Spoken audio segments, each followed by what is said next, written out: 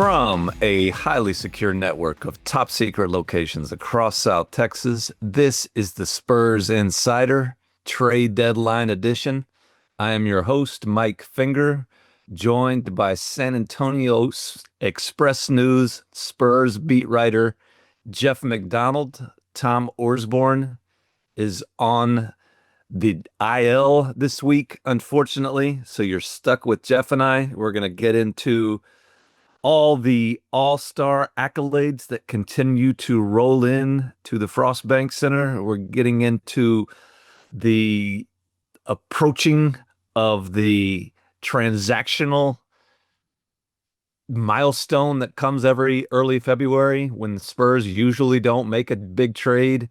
Probably will not make a big trade this year, but might make a small one. We'll get into some details about the continuing up and down nature of the Spurs schedule the last month or so. But I just want to start out, Jeff, by saying that it's tiring, exhausting even, always being so right.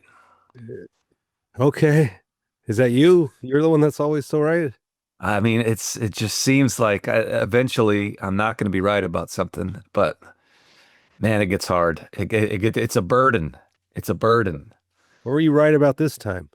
I don't know if I want to take the viewers, and I know they're not viewers, through the weekend, but man, that was an all-timer. We had Tom Orsborn diligently doing the work of the people in Charlotte, battling through an all-timer of a snowstorm there, and he got that game covered on Saturday. Was updating us on what was happening with the Spurs team plane. We were getting updates from the plane. Are they going to make it? Are they not? They're not going to get out on Saturday night. They're delayed on Sunday morning. And I'm getting these updates from Jeff McDonald. It's unimaginable that the Spurs could play that game on Sunday night. There's no way they'd play it. And then once I think the direct quote was, "I can't imagine that they would try to play a game on Sunday." I don't remember this. And I know you've only been covering the NBA for 18, 19 years, so I tried to educate you on all the many subjects that you aren't well versed in, about how that teams are going to try to play games, because when you postpone a game by a whole day, it's expensive and it's convoluted and it's complicated. And you said, "Oh, it's unimaginable that they play Sunday night." And then I think I said something along the lines of, at worst, if the Spurs team playing can't get in a reasonable manner, they might push it back to as late as 8 p.m. And wouldn't you know it, lo and behold, they push it back to 8 p.m.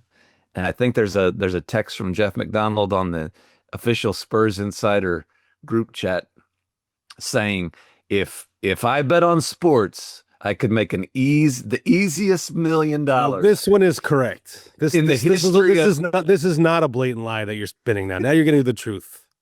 In the history of making money, I would make the easiest $1 million anyone has ever made betting against the Spurs. I think they were, according to Jeff McDonald, 4.5-point favorites.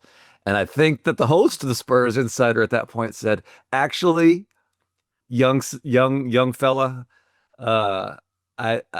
this makes me all the more confident that the home team's going to win tonight, because that's how these things work."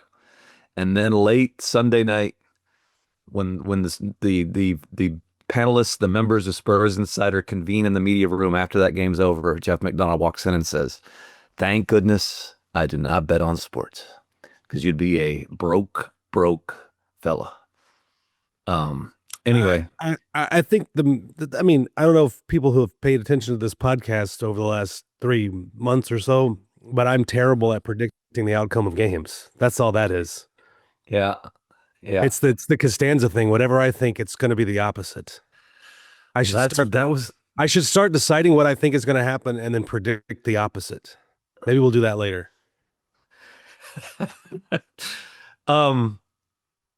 The Spurs did pull one out. It was quite a day.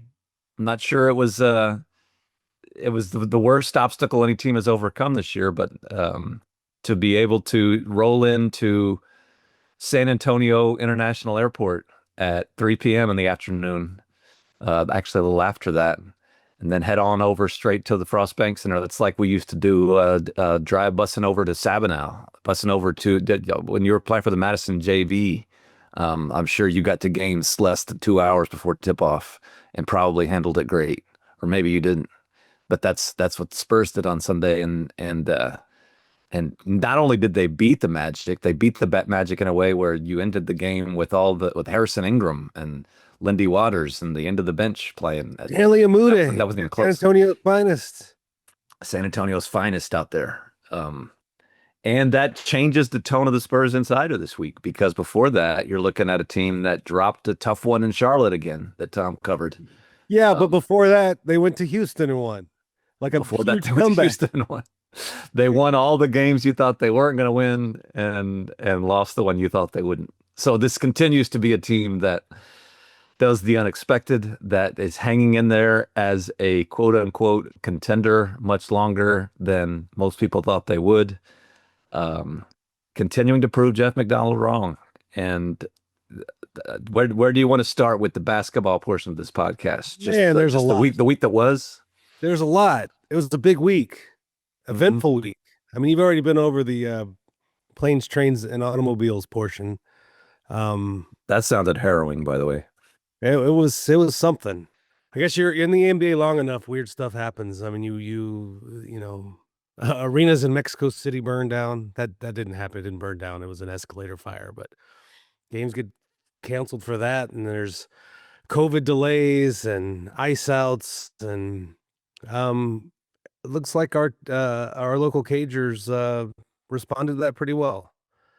I was interested by another thing that we were talking about on Sunday as this was unfolding was the fact that the local Cagers' best player is a guy notorious for needing a routine. And I think that was more of the case early in Victor Wembanyama's career when he was a rookie. You know, we all wrote stories with the details of his minute by minute, hour by hour steps that he goes through, not just on game days, but on non-game days, after games, before games. And we talked to him a little bit after the game on Sunday, kind of reflecting on how he's adjusted over the first 2.5 years of his career, because you kind of have to as an NBA player, right? The nature of an NBA season is stuff like this happens. And there are sometimes back-to-backs, and there are sometimes 3 days off between games, and there are travel issues, and there are afternoon games. Yeah, afternoon game. Like you can't just say like, oh, well, I'm just going to be worthless every afternoon game for my entire life. Like you can't really do that, right? And you know, sometimes you have to fly out after a night game. Sometimes you have to spend an extra day in a city, and so I think we've all seen all kinds of on-court progress from Victor Wembanyama over 2.5 years, and we've seen the way that his game has grown and the game of the players around him has grown. I think part of it has been just being a little more flexible with rolling with the NBA punches. And nowadays, a day like Sunday, which we're not trying to overstate the adversity that the Spurs overcame there. I mean, they were staying in nicer hotels than we've ever stayed in before. The first class, and on the team plane, I had to switch to a Delta plane where they went for. They had to, when they returned to Charlotte for the unexpected night, they had to slum it at a Marriott. It was a JW Marriott, though. The listeners of the podcast are aware of the tiers in the various Marriott brands, and Marriott is not a sponsor. We're not endorsing the company, what have you. But the levels of the Marriott brand that sports writers and podcasters stay in the road is not quite the level of the Marriott. Like, I think Marriott owns the Ritz-Carlton. We don't stay at the upper level Spurs NBA Marriotts that the Spurs stay in. And anyway, so they had to slum it at the JW. And in Atlanta, when they have to switch planes, they leave their Cush charter, which has luxurious seating for everyone up and down the plane, made for NBA teams, pro teams. And I think they got a commercial airline or commercial jet. And I think we were told, Jeff, that the players got the first class seats and the support staff was in the back, and the coaches were in coach. I think the coaches got exit row seats, but the coaches were in coach. Anyway, this is not the most, again, the most difficult set of circumstances that any team has overcome. But to go through that, and for a guy like Victor who loves his routine to kind of roll with those punches and come out and play a solid game and really give it to a decent to good Orlando team, another little step for Victor and the Spurs, I think. And it was interesting to me that, and if you think about it, maybe this is correct. Victor said he was talking about what other teams have gone through, and I think what he was referring to is there was a game last month where Miami had kind of similar troubles, but got out that night, but they didn't get into Chicago until like 4 a.m. for a Yeah, back to back. And Victor said that would be way worse than yeah. than getting a full night's sleep and then hopping off the plane and playing immediately. Like he thought the 4 a.m. would throw everything off for everybody because what do? You get in at 4, you go to bed, I Mm. guess, and then you wake up at what, noon, and then try to get your day going. I think you might have a point that that's a harder thing to do than what the Spurs did. Well, I don't want to go over the top and say it's all because of Victor, but I think the drafting the addition of Victor Wembanyama a couple of years ago was part of the reason that the Spurs have changed their typical protocols that were in place for 20 some odd years in terms of when they would travel after games. Sometimes teams have an option. When it's a back to back, you have to fly out the night of a game. The NBA mandates that. But sometimes if there's the day off between, you have the option of flying to the next city after the game or the next day. And I think for a lot of times, especially if they were going to an appealing city, the Spurs always would travel after the game, fly I after the was game, gonna stay up say late. the main thing that changed the Spurs travel protocols was they have a new coach. Yeah, yeah. Um, Pop was big on getting places, so yeah. they would fly after games a lot, and they do that less this year. This season, they're doing that less. But I They'll will say that play a game, spend a night in that same city, and then fly the next morning. and Victor is a fan of getting the full night's sleep and sticking with the routine. But he's also been flexible, so that's good. The game, it's ancient history, and people are long past it. But the win in Houston was a significant one too. We won't spend too much time on that.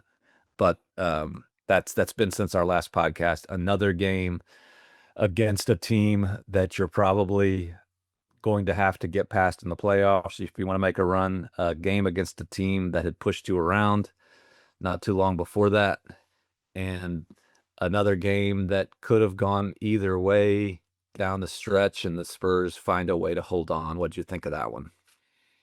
It was a team that had pushed you around not too many days before and was still pushing you around for about a half of that game. The Spurs were getting the word that gets thrown around anytime there's a Houston Spurs game, you hear the word punked a lot. We got punked. Uh-huh. They punked us, like in both sides. And the Spurs were the ones getting punked in the first half of that game, that rematch at Houston. The real thing that turned it in the fourth quarter was this little defensive switch where they decided to, I was going to say, have Victor Wembanyama guard Amen Thompson, but not really. It was more like have Victor Wembanyama ignore Amen Thompson and just give him an 18-footer if he wanted to take it, which he kind of got to the point where he did not, and that allowed Victor to kind of roam and clog the paint. Excuse me, clog the paint a bit, and and the other part of that was Steph Castle got to guard Alpi Şengün a little bit. He got to guard Kevin Durant a little bit, and of those three players I mentioned, like they combined to go like two of I don't know, 2 of 15, 2 of 16 in the fourth quarter, and that turned the game. The Rockets could not score in the fourth quarter, 13 points, and it turned a game that the Rockets had been winning by 16 into a pretty decisive victory for the Spurs. So a lot of that was defense, and the thing that's significant to me is that's kind of how I mean, it's the sample sizes and whatnot, but that's how things happen in the playoffs. You have to make an adjustment sometimes on the fly. Sometimes you have to pick and choose when to make this adjustment you've got in your back pocket, and I think the Spurs kind of sprung that on the Rockets, and the Rockets, and especially Thompson, who had been killing the Spurs for 3 quarters, just didn't know what to do with it. And the other interesting thing is it's basically a version of what what the Rockets do to Victor, is put a smaller guy on him and let the center guard somebody else, and yeah, it was an interesting night there at the Toyota Center. Well, the listeners of the Spurs Insider podcast are fully conscious, fully aware of the many shortcomings that the Spurs have, that we've talked about many times, that the fans pull their hairs out about, in terms of going through these stretches where they don't know how to get a bucket, and that there are some weaknesses in the offensive lineup sometimes, in terms of not being able to hit a 3-point shot, relying too much on the 3-point shot. If they're making the 3-pointers, they're doing well. If they're not, they're not. Too many guys attacking the basket, not enough guys to space, that type of thing. But one thing that Houston game pointed out, or accentuated, was that other teams have those issues too. Like, everybody's kind of got their weak spot, their bugaboo, where they cannot solve a defense in certain situations. And Houston doesn't have really a true point guard, and I think everybody's aware of that. The Spurs kind of have 3 of them. I mean, a bunch of guys who can initiate the offense. And even though those shortcomings are different in terms of how they manifest on the court during a game like that, you do see those situations where, when you're playing a good team, like when the Spurs are playing the Rockets, the defense kind of has you figured out for a while. And it worked in reverse this last game, where the Rockets had some shortcomings where they couldn't get into their offense, and the Spurs just decided, well, you're not going to get into your offense in the fourth quarter.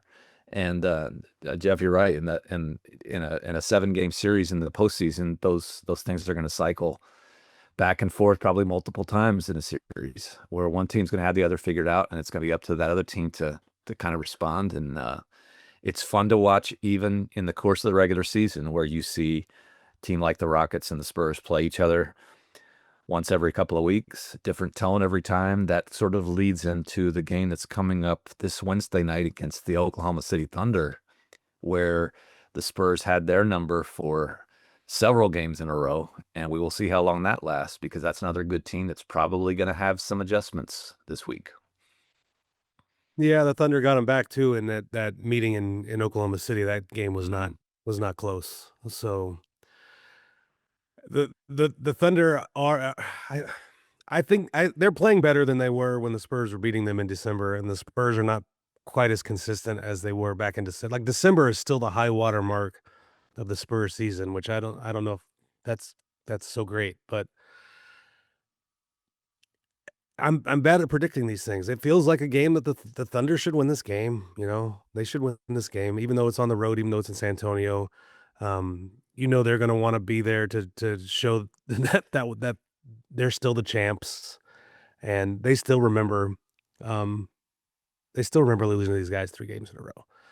But it'll be a good test for everybody. And one thing I thought was interesting after the last game was, for all the rivalry talk, and there's supposed to be bad blood and whatnot, I think it was Jalen Williams of the Thunder who said that they really like playing Jalen Williams. the good one. Okay.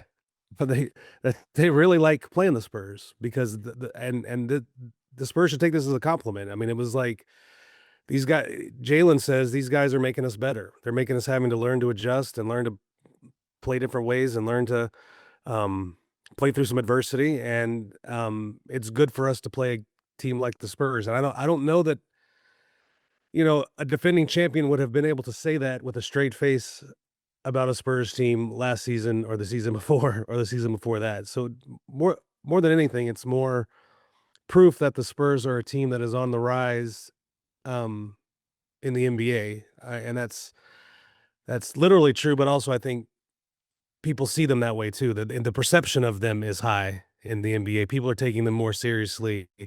People are seeing them as a threat, and I think that's a compliment that the Spurs can take. Well, one of the man who will be charged with responding to that last loss to Oklahoma City and coming up with those adjustments is an all-star coach. And that's official now. When Mitch Johson will be leading one of the three all-star teams, maybe. Again, they're making up the rules as they go along on All-Star Weekend. But because the Oklahoma City coaching staff wasn't eligible to coach the All-Star festivities this year because they did it last year, Spurs wrapped up by percentage points in that thrilling victory against the Magic on Sunday night. A chance for Mitch Johson and his staff to go to Los Angeles to the Intuit Dome and draw up some plays that will be ignored, draw up some defenses that will not be employed Do you as part of those festivities. do you think Mitch will be able to get the All Stars to embrace the mundane? I don't think so. I don't think so. But he has.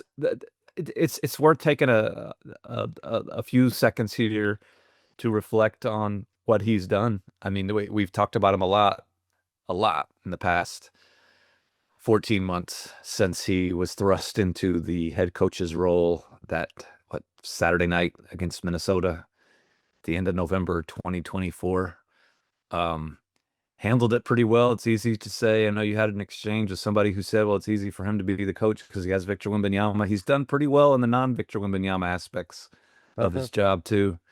And by the way, coaching with Victor Wembanyama is nothing automatic in terms of winning games and competing for titles. I just think he's proven to be a really solid choice for what the Spurs needed. And what was the stat you threw out there? The Spurs are 9-3 without Victor this year. Well, I, that was just those 12 games he missed with the yeah, with the calf. I didn't add up the other couple that he missed, but in those 12, yeah, they were 9-3. That was a key portion. Excuse me. That was a key part of the season too, because we all remember when you heard Victor was out with a calf strain. It was kind of like the sky is falling, off to such a good start, and now it all comes crashing down because they're going to be without Victor for maybe a month, and to hold it together with a 9-3 mark during those that's the reason they are where they are, is that they weathered that specific section of the schedule better than anyone could have expected.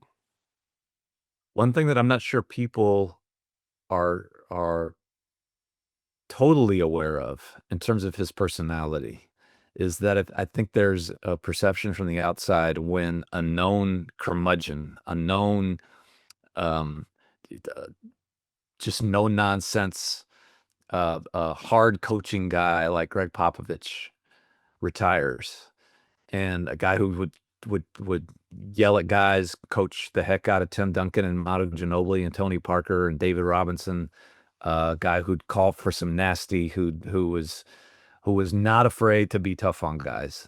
And when he's replaced by a guy in his late 30s who's never coached a team before, I think there's an inclination to think, oh, this is a guy who will be more of a player's coach, more of a guy it'll be a different personality. All that tough coaching stuff will be gone.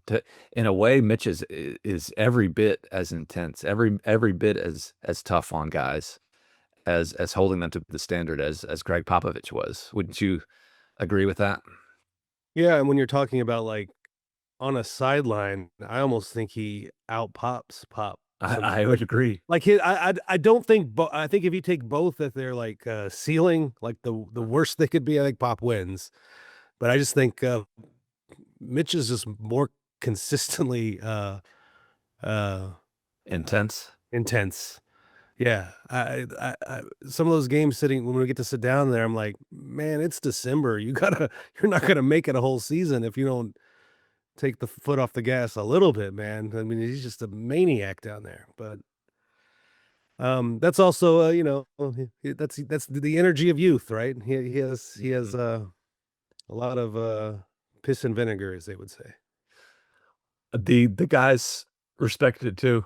I mean, to a man, they they talk about him. That's what strikes me really, is they talk about him in terms of the way he gets on them, the same way they used to talk about Pop. In terms of, if he's not yelling at you, that means he doesn't care.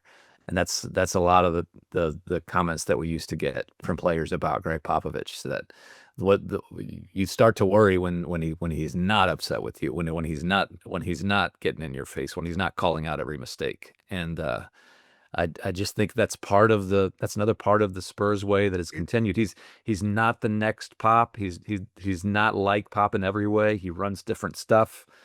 He has different approaches to practice and travel, like we mentioned earlier, and just the way he plans for games. But there's similarities in terms of holding guys to a standard that I think works really well, because when your best player buys in and allows himself to take some of those tongue lashings, I think that sets the sort of standard for the rest of the team. That if Mitch Johson is coaching Victor Wembanyama and Stephon Castle and De'Aaron Fox hard, he can coach everybody hard. And it's there are moments when the Spurs let some leads slip away, and there are people in the crowd demanding different rotation, a different substitution, what have you. Of course, that happens every year and every night in every NBA arena in the country. But I think when you look back at 14 months of a guy who'd never been a head coach in the league before doing this job, I don't think it's reasonable to expect much more than what the Spurs have gotten from Mitch Johson.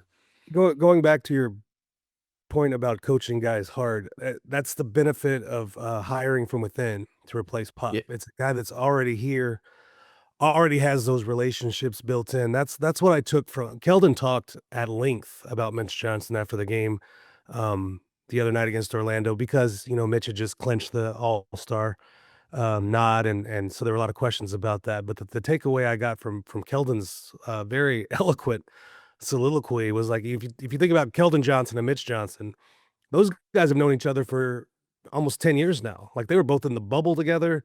They Keldon was saying Mitch was the guy that was going through film with 7 years, just Yeah. just for Mitch clarification's sake. Mitch was the guy that was going through my film with me, and when I was a rookie and a young guy, and he was so they build those relationships year over year, and then once you have a relationship with a player, then you can coach them hard. You can't just show up and coach somebody hard.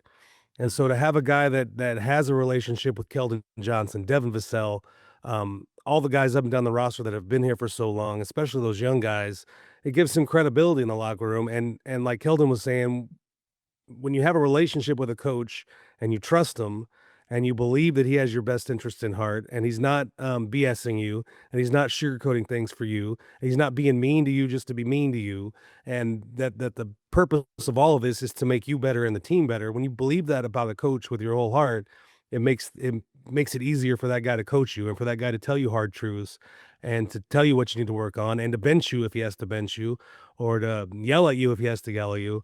And so I think that was really, like I said, that's a huge plus, and maybe a big reason that the Spurs didn't go outside their own walls when it came time to replace Greg Popovich, because they had a candidate they really liked in the building, and it was a candidate that already had those relationships built in. Yep. And I go back to that night when the Spurs were playing Minnesota, late December or late November 2024, and Pop has what we later learned was a stroke at Frostbank Center. And when that happens, obviously the first reaction from everyone is concern about Greg Popovich and his future and what have you. But as the team is deciding in a very short period of time, that happened the afternoon, I think Saturday afternoon, the game Saturday night, the organization has to make a decision there as to who's going to take over. And I think that if it was Greg Popovich had a bout of stomach flu or something along those lines and had to go home, and it's a one night issue, the reaction, the assumption from everyone, at least in the media corps or everybody in the arena, was that Brett Brown would take over because he's the ranking member. He's the eldest assistant on that staff at that time. That he would be the guy to fill in because I think he'd done it before. Didn't he take over in a game in L.A. one time when Pop had Yes. a medical issue?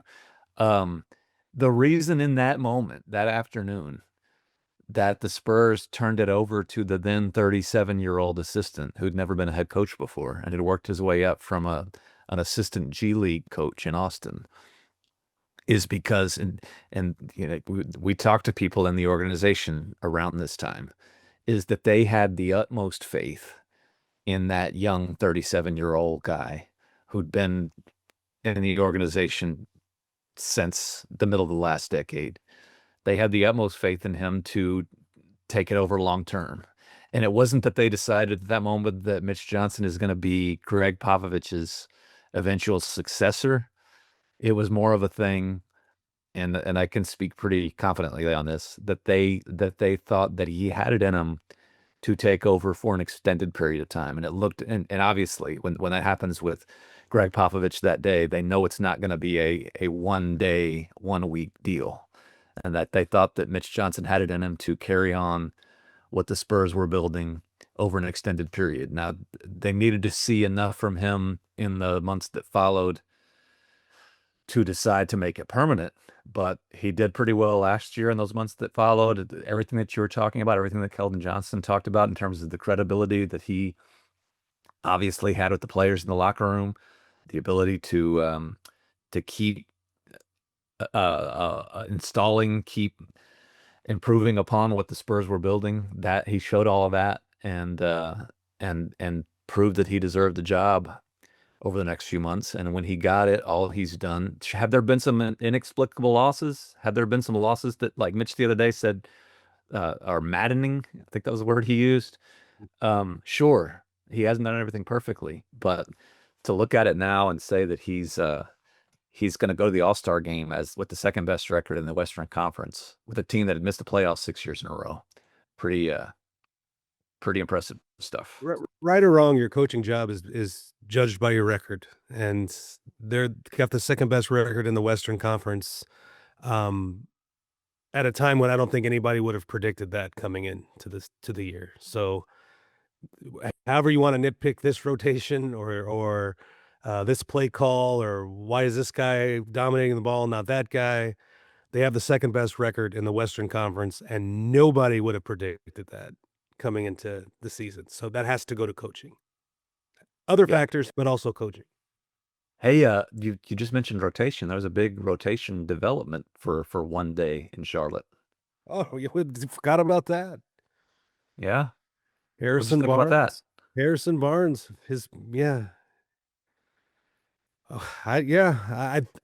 It almost seems like that's the move they were trying to make, and then Steph Castle came up hurt, so they moved Barnes back to the starting lineup against Orlando. Yeah. So Barnes's bench streak ended at 1. But I don't know. I think that seems like a way they're trying to go. It And makes him small. It helps that Julian Champagny can rebound his tail off.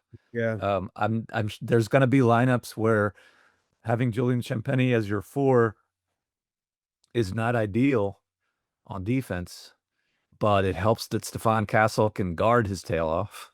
It helps that Victor Wembanyama is standing behind you to clean up some of your messes. And that lineup with both Julian Champagny and Devin Vassell in it helps the spacing. So that'll be again the Stephon Castle adductor issue on Sunday against Orlando kind of put an interruption into this experiment. I'm not sure how long it'll last if it makes it to Wednesday against Oklahoma City. I don't think that Castle injury is going to linger. That was one of those things where because of the travel issue, I think they were with both Victor and Stephon, they weren't going to push either one of them to play in that game. Victor decided that he wanted to.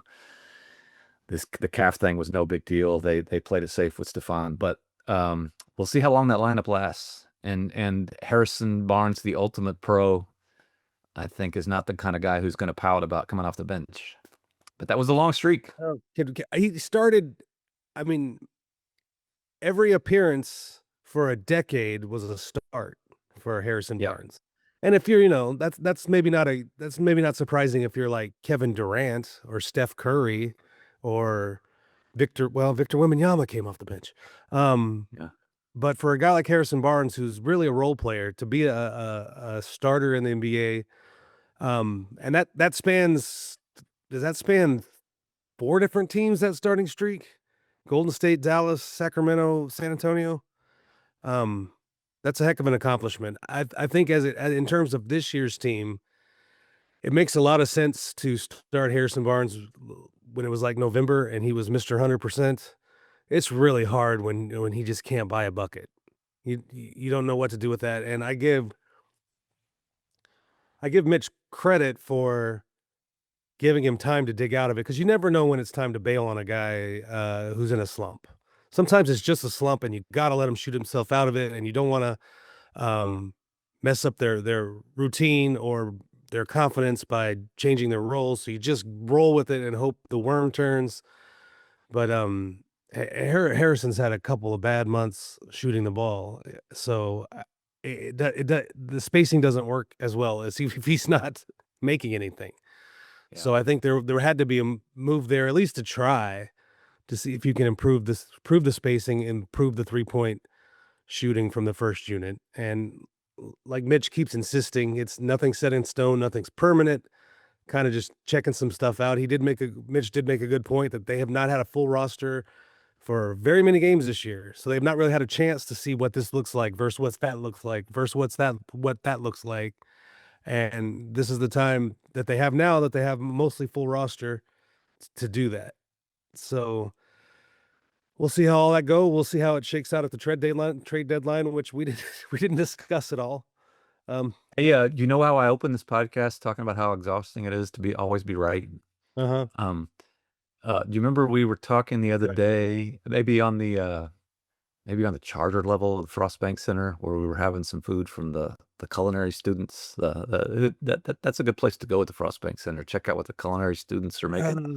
Don't make the lines long, man. Okay. But we were talking about how the NBA was making up the rules as they go along with All-Star Weekend, as they always do.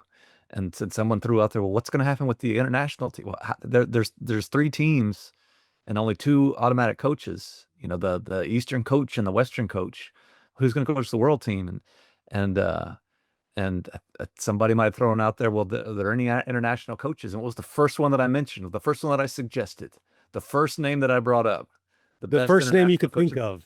The first name I could think of. Maybe the only name you could think of. That's what I think. I think that I said, well, they should let Darko Rajakovic do it. The coach of the surprising Toronto Raptors. He's international. You should have the top international coach the international team. And during the recording of this podcast, the NBA has announced that Darko Rajakovic will coach the world team at the NBA All-Star Game. So there you go. There's the answer to that question. We do need to. Tiago Splitter was robbed. Tiago, Jordi Fernandez. The people do like the trade deadline stuff. We are bearing a Spurs podcast. Do you have a practice to get to? No, I got about 15 minutes or so. Well, we don't need to fill 15 minutes because that's what yeah, of course not. I'm just saying I got spare time. We don't have 15 minutes of irresponsible trade speculation when it comes to this franchise. You can do that in Sacramento. Oh, you can do that in Milwaukee for sure. But you can't really do that in San Antonio because the Spurs aren't really a trade deadline team. They made the big move. Here's the thing. I wrote this over the weekend. We're celebrating an anniversary. A lot of people are celebrating the 1-year anniversary of the Luka Doncic trade, but it's also the 1-year anniversary of the biggest trade deadline move the Spurs have ever made. When they added De'Aaron Fox a year ago Sunday, a year ago the other day. It's been a little over 365 days. And just looking back on it, what do you think? Of the trade? Yeah, of how it worked out. It seems like it worked out okay. They got an all-star caliber guard for basically nothing. Basically nothing. And it's still all that, if we want to get back to the encore stuff, all that's still a work in progress. How to mesh him and Vic, him and Steph Castle, how that all fits. As I kind of alluded to earlier, like all those guys have not been all healthy at the same time for a whole bunch of games.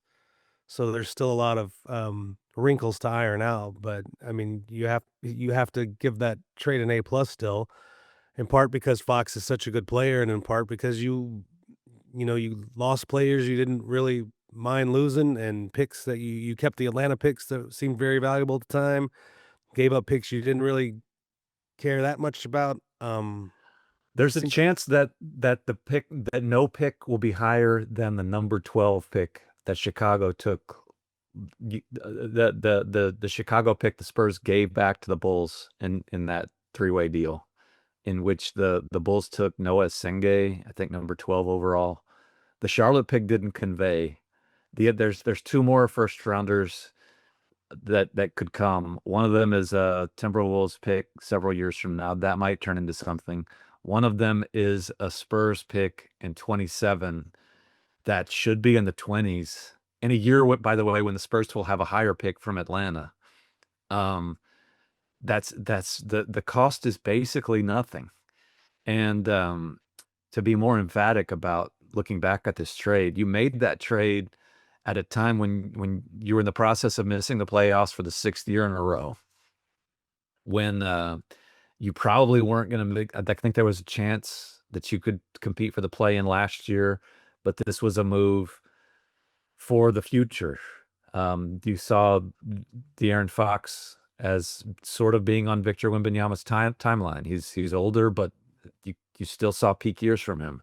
And I think the hope was that in a couple years, when they were ready to compete for titles, that De'Aaron Fox would still be in his prime. I think the fact that they are, again, number 2 in the West a year after that trade, I do not think that last year, a year ago, when they made that trade for De'Aaron Fox, that they thought in 365 days they would be sending their coach to the All-Star game and be second in the West. Like that has exceeded expectations. And they did not also know that they would get another lucky bounce of the lottery ball and end up with the second pick in the draft and end up with another really impressive looking point guard, by the way, who's had a pretty good week, Dylan Harper. Maybe if they knew they were getting Dylan Harper, they might not have made that trade. But the point I've been trying to make is, even though they did end up with Dylan Harper and do have Stephon Castle, like, using the assets that they used to acquire De'Aaron Fox was a no-brainer. And there's no way they could have used those assets. I shouldn't say no way. It's not automatic that they could have used those assets to acquire a better asset than De'Aaron Fox. So, I think when you look, again, people are doing the retrospectives on the Luka trade, just on trades in general. And our friend of the podcast, Sam Amick, wrote in the Athletic over the weekend that it's pretty clear. Well, he's lived there a long time. He really knows the Kings, and he said they are clearly regretting the outcome of that deal. And that's a win for Brian Wright and company, as it looked a year ago. We looked like a heist back then. It looks like more of one now. It's Thursday. Yes, it's Thursday. We're gonna give the people what they want. Some trade deadline. Well, that was my blowhardy transition into that, and that the Spurs did their deal last year. They won their heist last year, which lessens the need to do it this year. Yeah, we're going to agree there's not going to be some big name trade target coming to San Antonio, right? We're going to just agree with those ground rules right now. Well, we know there's no Giannis coming. Like that's right. Giannis, absolutely not. I will preface it by saying that, and you can aggregate that, people. Giannis, the Spurs will not be a landing spot for Giannis. No, the Spurs. We've been pretty clear about that for a while. The Spurs are not a home for Giannis.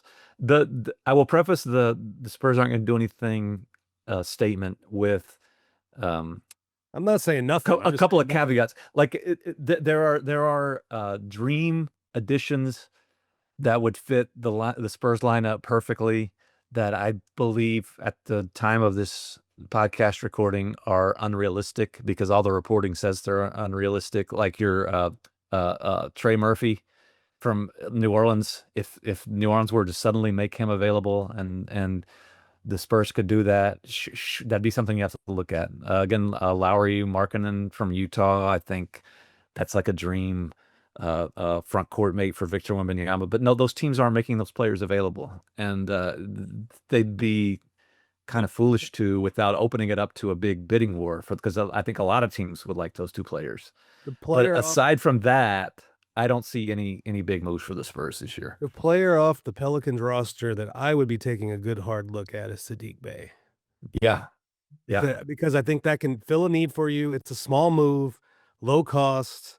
It'll fill a need. You won't have to throw a bunch of picks at it, like you would with Trey Murphy. I mean, Trey Murphy would be a great fit. I don't know what the cost is, if that's too high, and it sounds like New Orleans is asking for a lot for that. So I'm going to say let's just, for argument's sake, say Trey Murphy is not going to be available in any kind of price range the Spurs want to approach. Saddiq Bey is the guy that I would look at. Give you a little 3-and-D, a little more size on the wing than you've got. If you're looking for someone to fill that Harrison Barnes role in your starting lineup, or even in bench rotations, Bey could be that guy. So that's one guy I would look at. And there's other.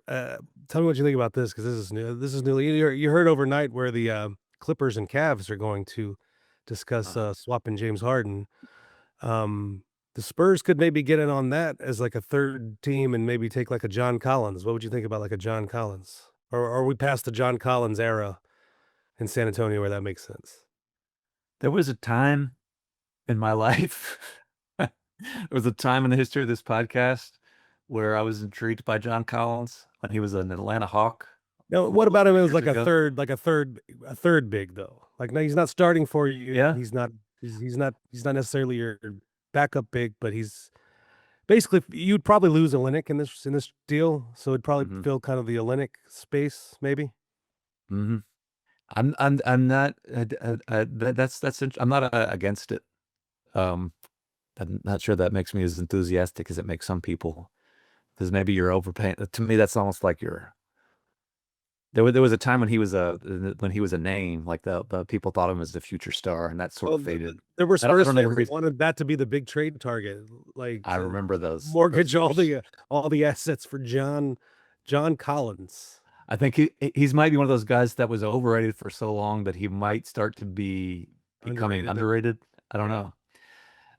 I'm setting my sights much lower. Those are kind of the level of names I would be thinking about if I'm a Spurs fan. I'm looking at even lower level names. Like during the course of this podcast, a friend of the podcast, Andy Larson, put out a skeet that says Kyle Anderson and Kevin Love have been added to the Jazz's injury report with illness. Anderson is questionable, Love is doubtful, and that's like, that makes it. Those are the names. Those are the names. Just the kind of the bottom of the NBA rumorville type names that make. Do you want to take players that aren't even playing for the Utah Jazz though? To me, that's the type of move that I've thought from the beginning of the year that the Spurs might make at a deadline, is just add more veteran guys whom you don't even expect to play much, but can come in and hit a shot and do veteran stuff and be around and give you some experience in the playoffs. I'm not advocating for that move, by the way. All right. But those are it's very much a joke. But when you see names like that, those are the types of players that I wouldn't rule out the Spurs adding, just like guys who aren't going to play. Saddiq Bey makes more sense. Who are the other names? Like the type of guys you could get for Jeremy Sohan, who I still think the Spurs are going to try to help out at the deadline. Percentage chance start somewhere else. Percentage chance Jeremy Sohan is still a San Antonio Spur come Friday. I'll say 48. Because I think it's more likely than not that he's gone, but I don't think it's automatic. But it's coin flip territory. Yeah, just because I don't think the Spurs are going to do something just to do it. It sort of has to make sense. And I'm not sure there's one of those out there. But I do think it's more likely than not that he leaves. I just don't think it's an automatic. What percentage would you throw out there? I mean, that seems about right. I do know they tend to, like you say, they're not going to just give him away for funsies, but they do try to do right by guys, that Yeah. need a fresh start. So I think they will look at the market and see what they can do for him. All right. Well, this was supersized. Hope when the viewers slash listeners are going to see this pop up in their feed, see that it was 40, almost 50-minute Spurs Insider podcast, and they're going to think, well, look at all the trade expertise that these guys are going to give us this week. And they're going to be sorely disappointed as usual to learn it's just more nonsense. Did you say to start this thing, did you mention that Tom Osborne is on the IL? Yeah. Should we clarify that that's not, normally this time of year when guys are on the IL, like you mentioned with Kyle Anderson and Kevin Love, you start to wonder if they're going to get traded. We're not going to trade Tom Osborne, are we? I'm not ruling that out. I'm not. I hope not. He's a good team. I think we value him as a member of the organization, but you got to consider all options. How many first round picks do you think we get for Tom Osborne? I'm not allowed to speculate. I'm not allowed to comment on those types of things. But if he's here next week, we'll be glad to have him. But I'm not committing to anything publicly. Anyway, you're a ruthless GM. We can improve. It'd be hard to improve. He's having an MVP caliber season. Of course, we're not going to trade Tom Osborne unless the Bucks make Giannis available. I think that would that improve the podcast to have Giannis, Jeff, and me every week talking about nonsense. Well, if you're talking about podcast, wouldn't like Draymond be a better? That's wouldn't he be the GOAT? That's true. Who would be the GOAT of NBA? Does Draymond fit into Tom Osborne's salary slot, or would we need to throw in some? No, we would have to carve some cap space. Tom's fine. He had another obligation. He's fine. We're looking forward to having him back. It'll be much more professional, much better next week. He's the true MVP. Thank you all for listening. We'll see you next week. Take care of each other and keep it real.